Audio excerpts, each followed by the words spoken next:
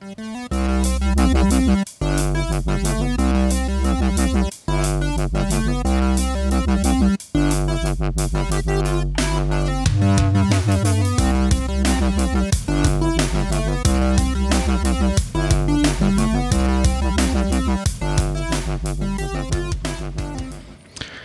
everybody, welcome to another episode of the LitRPG podcast. I'm Ramon Mejia, here to bring you the latest LitRPG news, reviews, and author interviews. This week I have 6 new reviews for your folks at home. That's going to include the Winter Solstice, book number 4, The Wandering Inn. Also, Disgardium, book number 8, Enemy of the Inferno. The Crow Cycle, book number 1. Also, Lion's Quest, book number 4, Charmed, a long time coming there. And True John Crusade, New World Adventures of Dan, book number 2. And last but not least, Heroes, The Last Resort, The Other Guys, book number 1. So 6 reviews for you folks. Before we get into that, though, we're going to go into some LitRPG news.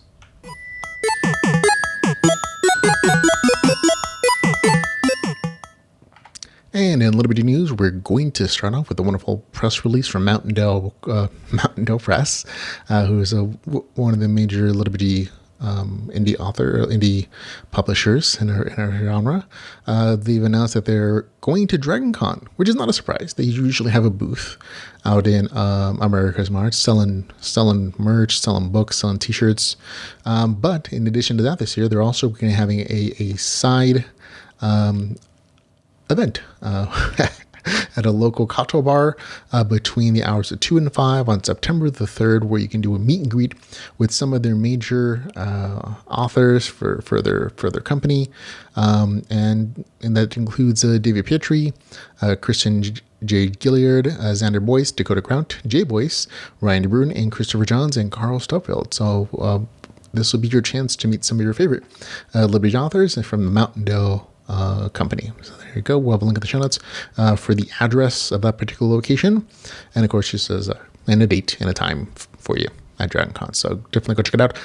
I personally plan to attend, so you'll probably see us there too. In other LitRPG news, we also have a couple announcements from Jonathan Brooks, author from a number of LitRPG Dungeon core novels, including Dungeon World, Dungeon Crafters. Anything with the word dungeon in front of it probably has some version of it in his back catalog there. He's announced that he will be attending the Colorado Springs Comic Con, which is from August 27th to the 29th. And not just attending as a regular person. That would just be an odd announcement to make. He'll be actually attending as somebody who's selling things.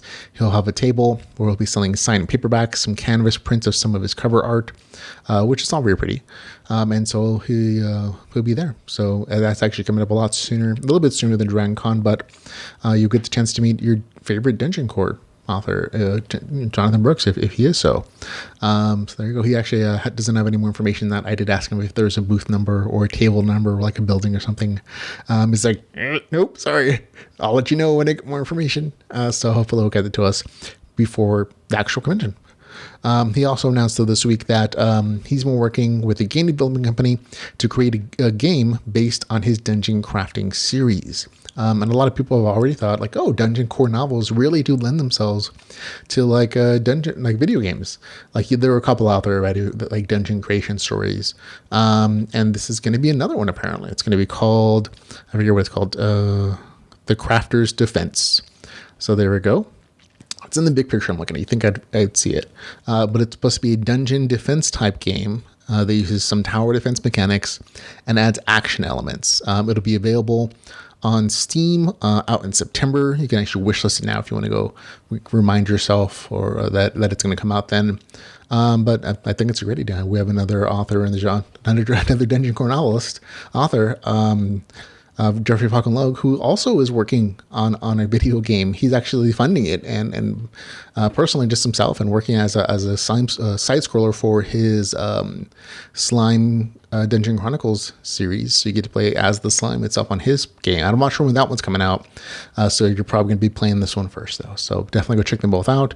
We like to support our authors who we love, and they're both definitely definitely among them. So there you go. That's it for LitRPG news. We're going to go on to stuff that is out now.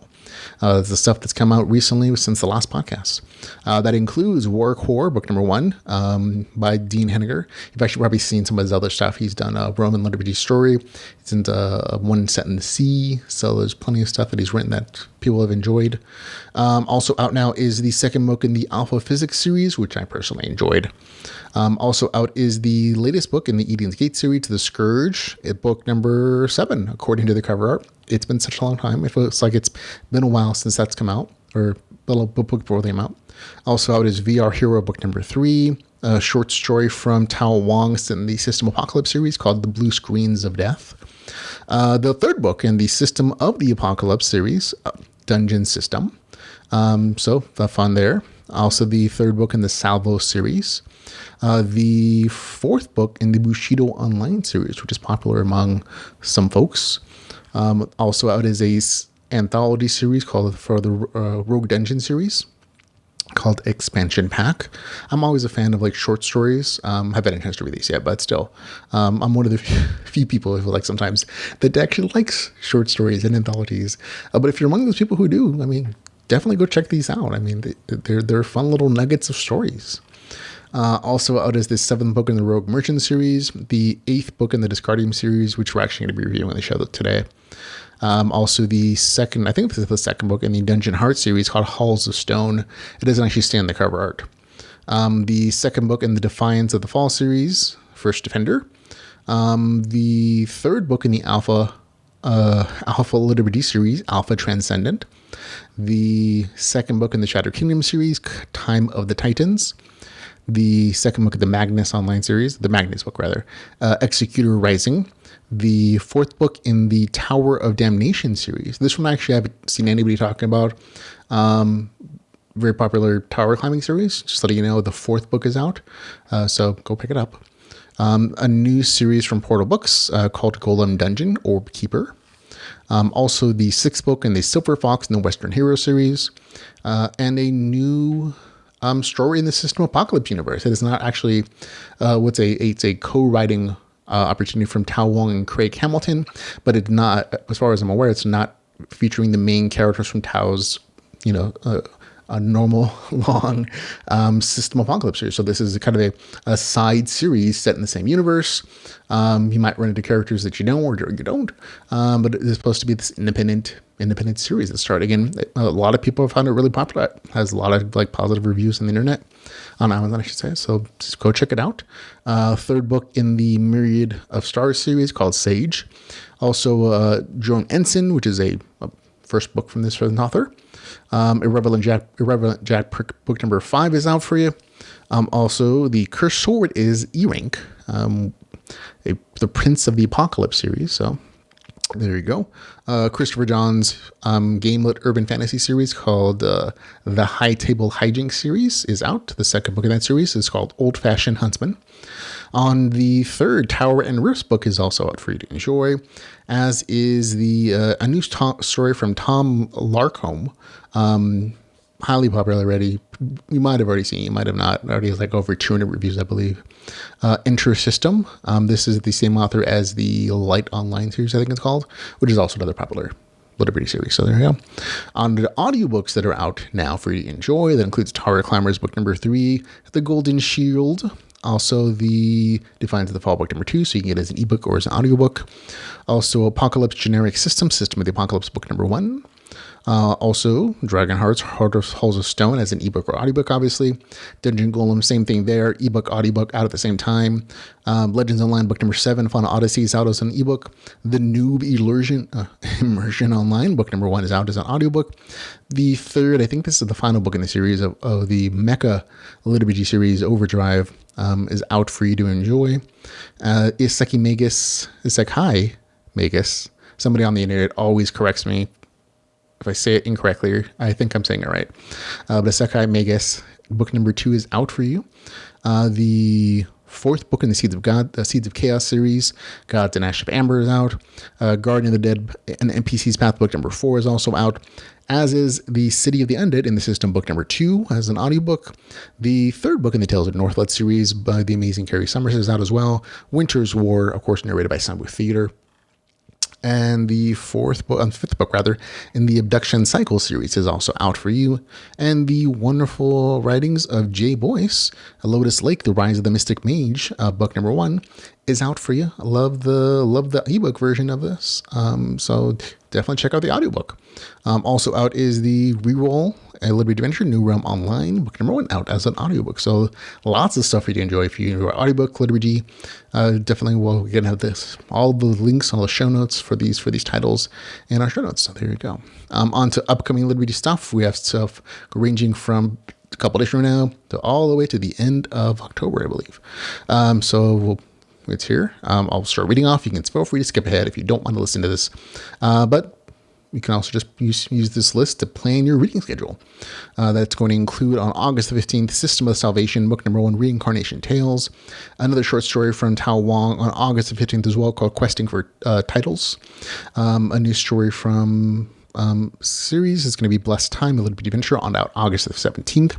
August the 17th as well is a second book in the Heartfire Healer series, which is a Viridian Gate side series. So there we go. The second book in the Alpha Realm series will be out on August 23rd. Don't make me say this title. Scroofer. Probably not correct. But they actually moved this from, I think it was September the 7th to August 23rd. So they're pushing it up. It's ready to go. So you got a chance to read that sooner. Also out on August 24th, things be Neverstone, The Mad Elf, book number 1. August 24th, The Crew, Captains and Cannons, book number 2. August 25th, Towers of Acalia, volume number 4. On August 27th, this one is actually, probably you haven't even seen it at all. Tower of Babel, book number 3. This is, I always think of this as the Speedrunners series, because that's the title of the first book in the series. The third book is called The White Knight, apparently. And I wouldn't have known that it was attached to the same series because the cover art looks so different. It doesn't look quite like the others. I'm thinking it's just supposed to be a placeholder for now because it doesn't even have print on it, the cover text saying what the title is. But it is from the same author. It's in the same postings on Amazon as the other series. So I like Speedrunner series. It was one of the first kind of tower climber series. So looking forward to seeing it on August 27th. On August 30th, it'll be Legendary Dungeon Seed, The Mages Academy, Volume 3. August 30th, The Merchant System, book number 2. August 31st, The Dungeon of Stories, book number 2. September 1st, The System Apocalypse, book number 3 by Tao Wong. That's the main series. On September the 2nd, it'll be True Calling LitRPG Original Enchantment. September the 6th, Rival Crowns Challenger's Call, book number 7. September the 7th as well, Frost World, book number 2. September the 7th as well, it'll be He Who Fights with Monsters, book number 3. So I'm sure lots of folks are looking forward to that one. September the 11th, The Bad Guys, book number 7. September the 14th, Epiphany Realms, book number 1, Resurrection. September the 14th, Jeff the Game Master, book number 2 will be out. On September the 17th, it'll be the 6th book in the Bone Knight series. I'm seriously impressed by the author. He's done 6 books in this series. So good for you, man. On September the 19th, Immersion Online, book number 2. On September the 23rd, it'll be Rise to Omniscience, book number 10. 10 in that series already, man. Aaron Oster. September 27th, The Sleepless Ones, book number 8, Clan Dominant series. Remember, this is originally, I think I forget what it's called, The World of Eldira, if I'm not mistaken. And it was completely retranslated because they had translation issues. And this is done in cooperation, I believe, with Management Books, where they redid all the translation, redid the editings. They changed the name of this series, but it's still by the same author, same amazing story that people enjoyed previously. But you even have new books in this series coming out. So books that have never been published in English before are out for you to enjoy. And that includes this one and the side series, which we'll be reviewing today on the podcast. September the 28th, Underverse, book number 6. September the 30th, it'll be Finian and Jalil's Unsanctioned Adventure. On September the 30th, Cat Core, book number 2. On September the 30th as well, Underdog book number 7. October the 1st, VR Hero book number 4. October the 1st as well to be Betrayal of the Arcani, a real LitRPG series, so we're okay. On October the 1st, it'll be a new series from Vasily Mhengo, author of many books that you probably enjoy from being Russian translation stories. And apparently this one is set in the same universe as some of his other stories, which are all seem to be connected at this point. But this one is apparently supposed to be how the game universe started. So it's curious to see how they're going to all be connected. But this is a new series, new main characters, I think. So there you go. Out again on October the 1st. October the 5th, it'll be the third book in the Mad series. They Call Me Maddest. On October the 11th, Project Stellar book number 5. October the 12th, it'll be the World of Magic book number 2. October the 14th, In the System book number 3. On October the 15th, it'll be the fourth book in the Overtaken Online series. On October the 15th, Cowboy Necromancer book number 2. On October the 19th, Dragon Prince. October the 21st, Player Reaches the Top book number 7, I believe. Sometimes these books get published earlier as well, just when the author's done writing it. On October 26th, Nemesis, St. NPC's Path book number 5. And there we go, all the way up till October the 20th. All kinds of new stuff for you to enjoy, things that are on the list. So go check out your purchasing schedule, or if you're an author, your publishing schedule. This list is also very useful if you're a little bit out and you're trying to figure out where can I put my bookstore, have the least amount of competition, or if you're really ballsy, you can be like, "Ooh, I'm going to go up against the big boy. I'm going to show them." Those are your choices. Those are choices in your life. So there you go. A nice schedule of things that are upcoming. On to, though, new releases and reviews.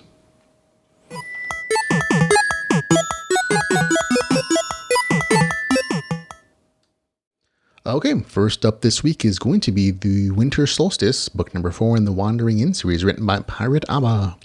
It is, get this folks, 1,109 pages, all for the low price of $3.99. It is not available on Kindle Unlimited, however, and that's because the author actually has everything online. You can go to their Patreon page. You can go to, I think it's also on a place like Royal Road, where you can find it there for free. If you really want to read this version, the free version. The people who purchase it from Amazon are absolutely just doing the best they can to support the author.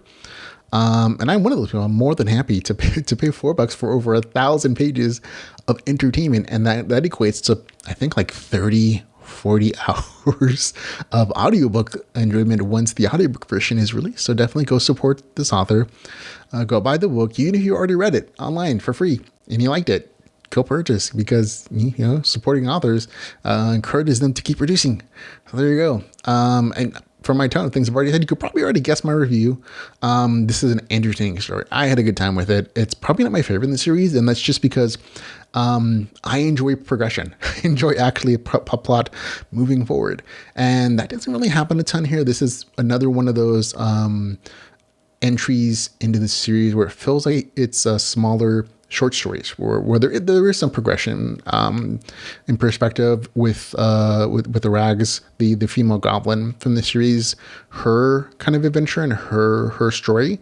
There's some good progression in there, but there's also like an insert from I'm not sure if this is a side series or a side set of short stories for some of the other main characters, Pisces and Syria, I think her name is, or that's how you say it in my brain.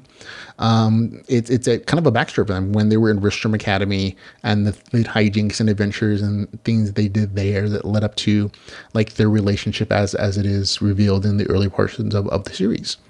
And then it switches to Ryoka and some other like single characters, including the main character, Aaron, and the things that are going on there. And there's a little like side piece of like, Christmas stories and adventures and like the spreading of the Christmas spirit and the things that happen in the characters there. It's all very cute, but again, it kind of amounts to a collection of short stories to a degree. And they were all very entertaining. I like them. Again, I also like short stories. But when it comes to the series, the ones I really like, the ones I give 8 out of 10 to are the ones that have like great, just amazing progression arcs, like these huge battles and these things that happen. I'm like, oh, okay, those things do it for me. And while I still enjoy this one, it's getting a good review score. Not quite as, good as other entries into the series. But I'm sure everybody who's enjoyed the series will still like it. The Christmas stuff especially is super cute. As far as like conflicts in the story, there are various conflicts. You're also going to get pulls from other characters meeting our main series characters finally, like Ryoka and some other characters, a certain blind emperor perhaps, from the other book. You get some cross sections here, which I appreciated as somebody who's read those other shorter stories. And overall, entertaining story still. Again, I like the short story collections, and each one is very entertaining. But it does kind of show, this is originally a serial story that's like published a chapter on at a time online, which sometimes means you get shorter, tighter story arcs, and that's kind of the case in this particular entry in the series. For me, still gets a good review score, 7.7 out of 10, which is still really good. Not quite great, for the reasons I mentioned personally. But still, had a good time with it. That's Winter Solstice, book number 4, with the score 7.7 out of 10, which is, again, really good still. Okay, next up is Enemy of the Inferno, Disgardium, book number 8, written by Dan Circlenoff. It is 449 pages, $6.99. It's available on Kindle Unlimited, so you can enjoy it. Here's the author's description. After returning to Cali Bottom in the wider world of Disgardium, Alex realizes that the demonic games are a vacation compared to the problems he now faces. He has to help the beta players stuck in the nether and decide what to do with his friends who betrayed him, identify a real traitor and prepare for the citizen chest, and reach the Inferno to hang coals of Hellflame and destroy the Nucleus, whose legats, now free, have gained new powers thanks to the pantheon of dark gods who have joined the Destroying Plague. As it turns out, there's more to the third sleeping god than meets the eye. There you go. That's a very nice description of some of the bigger plot points. Full disclosure, I received advance copy for a few. I purchased a copy when it became available. This is the 8th book in the series, and it continues to push the conflict between the game company, the old gods, and the sleeping gods. There's long scale conflict from the start, and some decent training and leveling up stuff. But the real change is in the shift from the main character to the completely other side of the realm. It was interesting to see the main character play as a demon in that realm, and I look forward to seeing how it plays out in the future. I'm starting to feel that the series is stretching a little bit too long without an insight, but it's entertaining enough that I'll stick with it for a few bucks. And that's a fair review, I think, in my opinion. Going on 8 books now, and I'm like, okay. I'm like, where is this going at this point? 8 books in, I'm like, the plot still keeps stretching out. I mean, I know that authors write and they keep putting out books as long as people are going to read them. But this one feels like it's stretching out. I'm like, I'm not sure where it's going, and I'm finding a little bit less entertained from like not seeing an end point. I'm like, not seeing like, this is the thing. We're gonna get there in a book or 2 or 3 or even 4. As long as I can see the end, I'm like, okay, this is gonna be the big conflict. And I'm not really seeing that here anymore. I'm like, okay. I'm still enjoying it. Like, the main character is still entertaining. He's still using his powers very, very smartly. But I feel like every kind of other book now, like the big pull is like, we're going to send him to a new place where he kind of has to start over, just to kind of inject some progression still in the story, or interject like, some new interests. It's like when a television series goes on a bit too long, they start injecting like new quirky characters, like, it's Cousin Elmo, or it's time to go jump a shark. That kind of stuff. That's kind of what it feels like, to a degree at this point. But still, I had a good time. Given the score 7.3 out of 10. Not my favorite in the series, but again, still entertaining. And I'm willing to stick with it for a couple more parts to see if there's any glimmer of an ending at this point. So that's Enemy of the Inferno, Disgardium, book number 8, with a score of 7.3 out of 10. Okay, next up we have The Crow Cycle, book number 1, by Dem Mikloff. Okay, this is, long entry, 333 pages, $3.99, available on Kindle Unlimited, and here's the author's description. And it's a long one. The Crow Cycle is set in the world of Valdiria.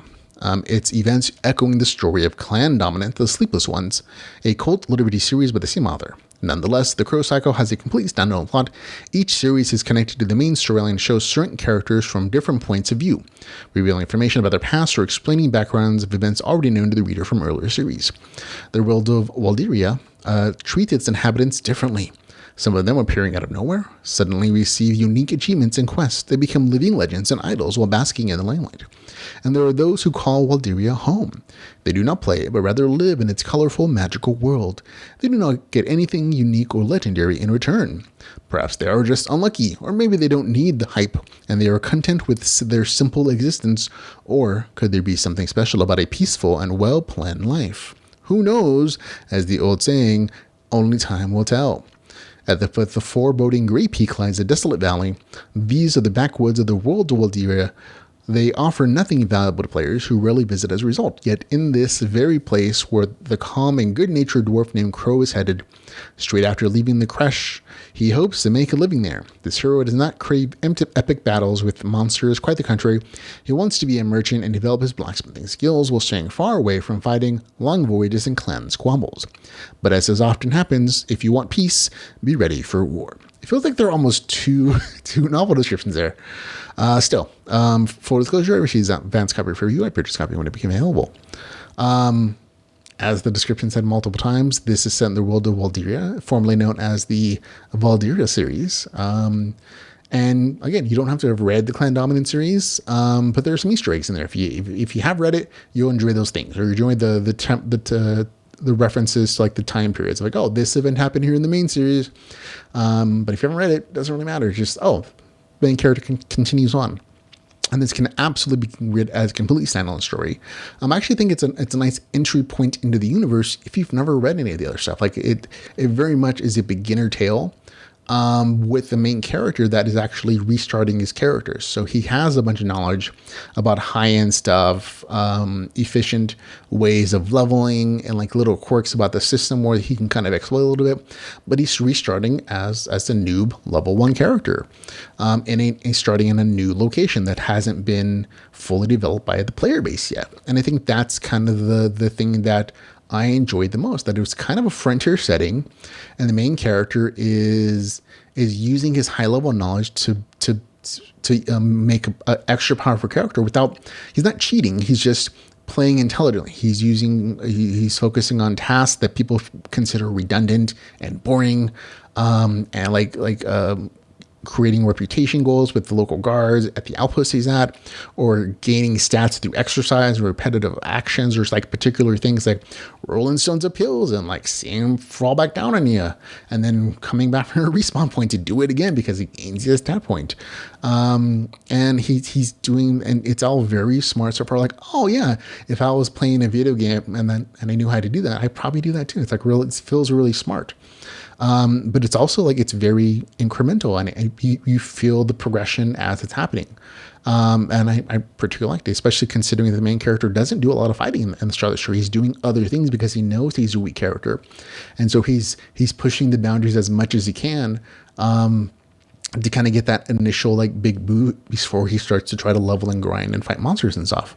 And he does some very specific thing that matches like that frontier outpost of like, oh, he's the only real player here. Everybody else is an NPC guard, and they don't really have anything. They don't have walls. They don't have a town yet, and so he's getting like this early jump by making these moves and like doing certain things to gain him starter cash, like maybe buy a plot of land while it's cheap, and with plans to be a merchant, to be a blacksmith. And it's like real intelligence part playing, and it was like really nice to see how by mid story all that early work is starting to pay off, and it is just entertaining. I had a good time with it. I like I said, you don't have to have read Clan Dominance as a series to enjoy this. I'll be honest, I've read The World of Valkyria such a long time ago, probably 4 or 5 years, where it's like I don't recall a lot of it. Like I recognize the temporal reference point dimension in the story. Like, oh yeah, that does happen.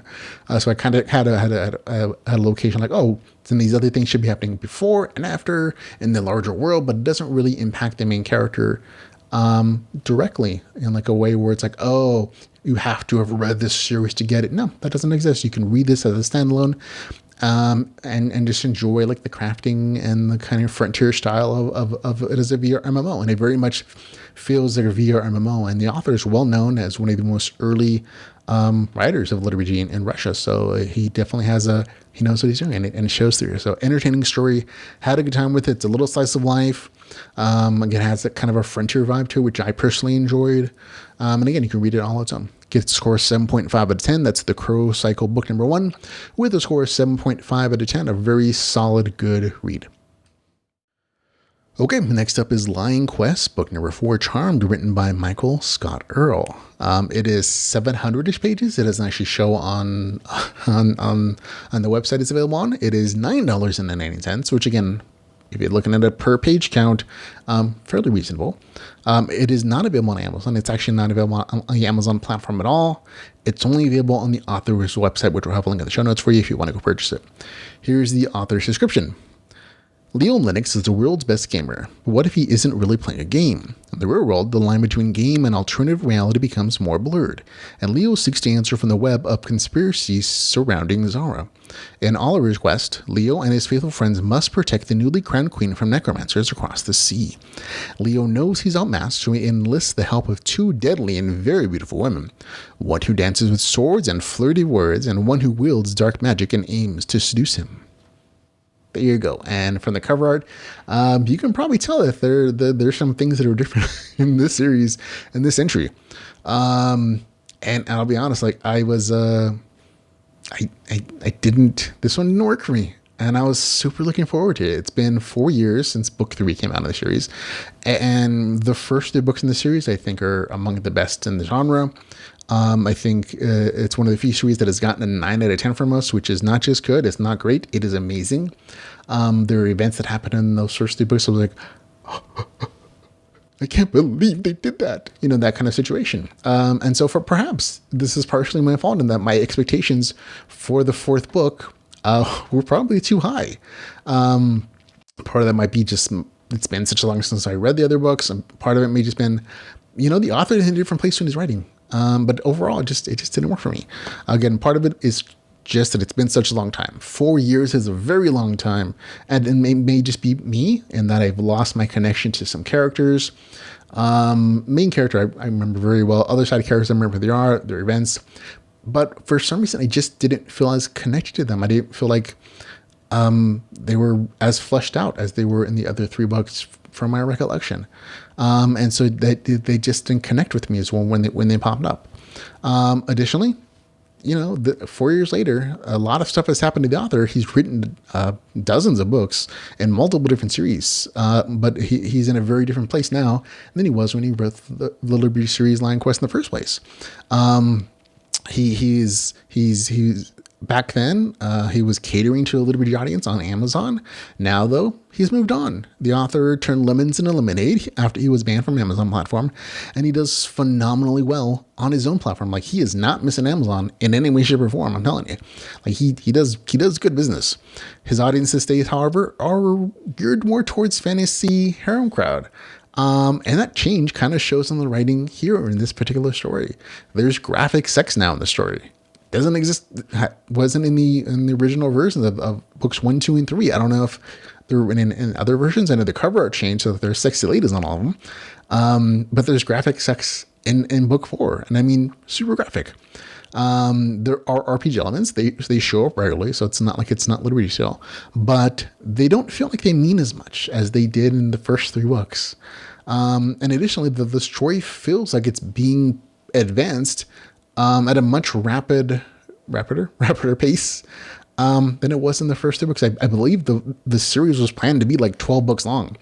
And so the first 3 books reflect that pacing. There's supposed to be, I think, a gradual revealing of what was happening in this world after additional clues come in. Things are hinted at by book 3. You're like, oh, I think I'm seeing some hints of where this is going and what might be really happening. And book 4 is like the first thing the main character does. He's like, he's confronting. He's doing the other thing too, to one of the characters where he's like, is this a game world or is it real? I think it's real. And I'm like, oh, okay. This is author is definitely forcing this issue, and there's a point the fact that this might be the last book in the Lion's Quest series, and so the author is definitely trying to hit some major plot points to advance that stuff. But it does feel kind of forced, and not that that's necessarily bad. It's just that okay, you can kind of tell a little bit. Overall, nothing wrong with the writing itself. Like the writing is still as solid as it has many other stories on a technical writing level. It's just disappointing. Again, part of it might have been just I had super high expectations for this thing. But it felt like some of the characters, like Cornac, was just less fleshed out to me. The romantic relationship came to a head in multiple multiple meanings there.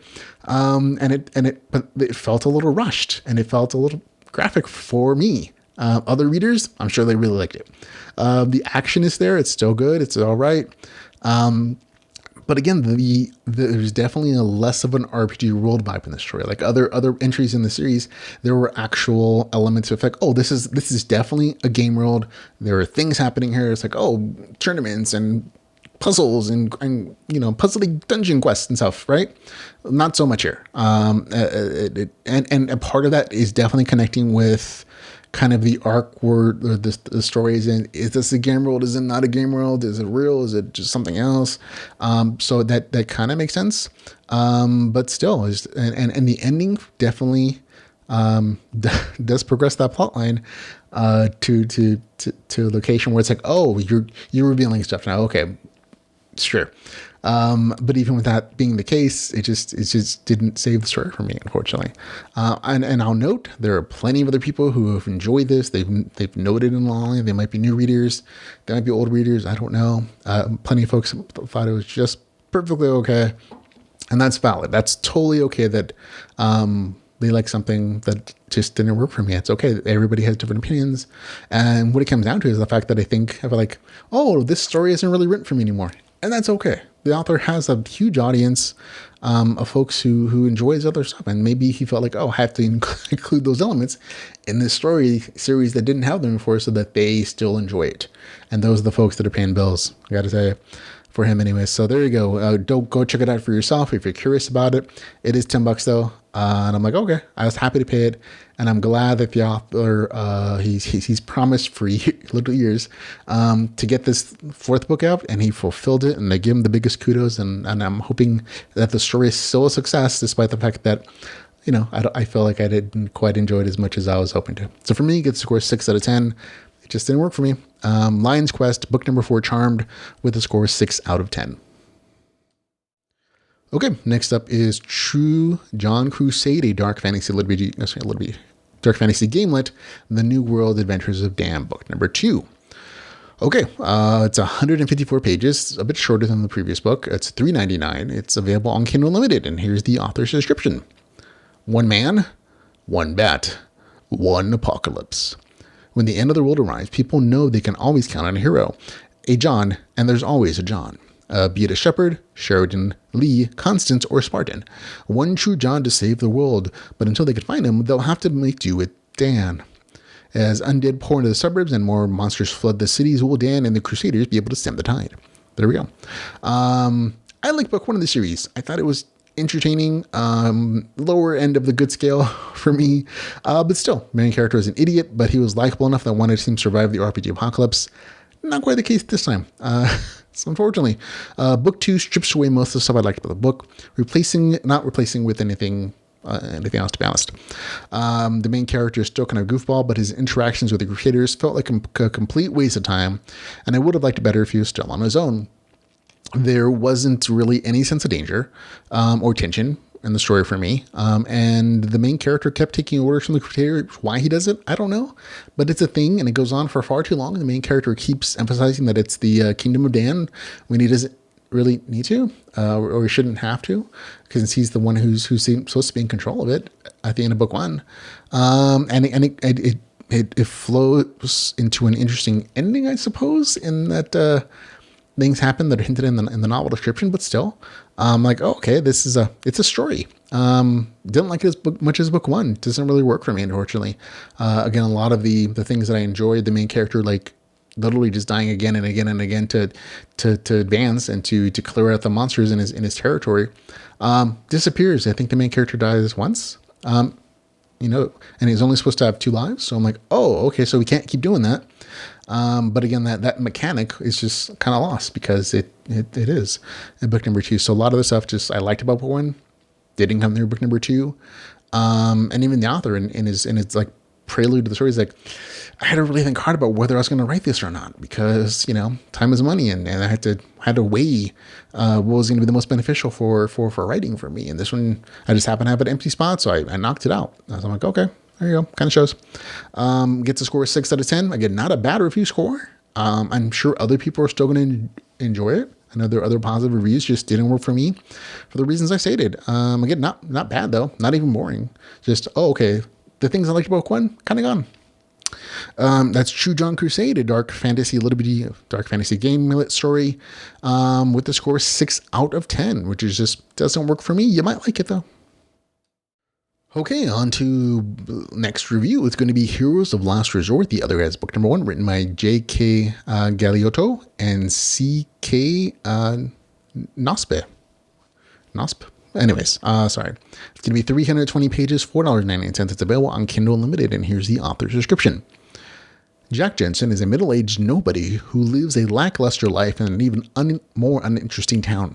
Having sampled every job the small town of Merrill, Wisconsin has to offer, he has excelled at nothing but growing his beer gut and his luxurious, curly, chestnut brown hair. His life is one of unrealized potential and lack of direction. Things change one morning when his brother, an army major, lands his helicopter in the parking lot of Jack's less than profitable gaming store in Indy's desperate bid to thrust the perennial slacker into the role of saving the country, the world, and even more unlikely, himself. So there we go. That's actually a pretty good novel description, novel blurb. The opening, however, not as good. That's honestly the hardest part about the story is the prelude section and the beginning, like 20% of the story. But if you push past it, it's an entertaining story. It really is. It gets better as the story goes on. I feel like it's mostly because the authors figure out what they want this story to be. They start giving it a sort of a plot. They start figuring out a balance between the game mechanics and writing and action adventure stuff. And they just find their pacing eventually. It just takes a good while, unfortunately. The opening, honestly, a little off-putting. It didn't quite make sense why the military couldn't send well-trained soldiers into the otherworldly portal, and a regular guy could just because he played games. And this is probably the point that I've seen noted several negative reviews on the book, where like, that doesn't make sense. Click, I'm not reading anymore. And that's totally valid. If that's your experience, I understand what I felt like. I was like, this seems like an awfully convoluted premise to get this guy into the RPG game world. In my brain, I'm like, from a writing perspective, I'm like, not needed at all. Like, you could seriously skip the entire like prelude section, jump into chapter 1, and it would feel like a better show, because in the prelude, in the beginning portion of it, you're kind of ruining what we're going to see from this world. I much prefer personally just experiencing it along with the main character as he's going to this new place, and the majesty and the discovery of what the races are and what the game mechanics are, and just seeing it up close and personal from his point of view. Instead, you get like this tell me instead of a show me. And I was like, oh, okay, that's a choice. And again, even in like the character creation section, there's a lot of like 80s pop culture. And personally, I'm cool with like some of them. They're funny, but there are a ton in this opening section. And it felt like the authors are just like, oh, we got to put these in because it's LitRPG, and I've read Ready Player One, or I've read a bunch of stories where there are pop culture references. And it's valid to think that there's that sense of cultural expression, but it's mostly because guys my age are writing stories. We're like, we grew up in the 80s, so of course we're going to make these references. But there's like so much in the beginning, it's like, oh, a little overwhelming. And the same thing can be said for some of the game mechanics, and that I love game mechanics. I love getting information and I love notifications, but sometimes in the beginning, like 20% of the story, it felt like it was like half the story. We're just like, bam, bam, bam, game mechanics. I bandage myself and I get 7 choices, or probably like 4. But it's literally like a page long of notifications or 2. of like, oh, these are game text. I'm like, oh, that's, and then he starts a fire, another couple pages. I'm like, oh, that's probably a little bit too much. And you can tell the authors probably felt the same way, because as the story progresses past the 30, 40, 50% mark, that disappears to a degree, or at least it's bundled. There are longer sections between those things, where it's like, oh, main characters, instead of game notifications, like damage notifications popping up during a fight, or like having a couple pages of damage notifications, it's like, oh, they disappear for most of the story after a while. And you see fewer pages and pages worth of game notifications, or level notifications, and choices to make for bonuses to skills or whatever. And you get more adventure, you get more dialogue, you get more action stuff that's not interrupted by those things, because the authors kind of find their balance as to what works for them as storytellers. And so you can kind of see that progression of the story as it goes along, which is why I say, oh, go past the start. It does get better if the beginning just feels off-putting. So there you go. It's actually more of a slice of life story where the main character goes on adventures, does some quests. It's not super plot driven in that, even though the premise is there, and it doesn't really need it, because the fun happens when the main character is going on adventures, exploring things, exploring what his class options are, exploring the skills he can possibly learn, interacting with fantasy characters, goblins, halflings, whatever, and just fighting and bringing other players, his other friends from the real world into the world, through whatever mechanics are there. I don't want to spoil things. But the game mechanics and story, they're there. This is absolute LitRPG. All the mechanics are going to feel familiar to you if you're a LitRPG reader or a gamer or a tabletop player. You can kind of tell that the authors are pulling more for tabletop stuff than game stuff, even though there are other game mechanics thrown in there. But you can really see from the character creation section to like how the skills kind of unfold and the choices of multi-classing the main character eventually makes, that it's really pulling more from tabletop experiences. But good stuff mostly around, a lot of good class theorizing. Like I said, plenty of notifications, especially in the early section. But even the skill choices are like, oh, this eventually matters. Like the character is making an interesting character as he's progressing. So good stuff there. Again, story wise, beginning's a little rough. Doesn't have much focus. Overly complicated opening and premise, which really doesn't need to exist if you're just trying to get the main character to the story world, but that's all it really exists for. And again, just kind of does some stuff, does campfire, bandaging, cooking. Early part of the story is a little rougher, but once you get into 30-40% of the novel, the story finds some focus. He gets some friends to come with him from the real world, so the banter and the dialogue gets better, the action gets better.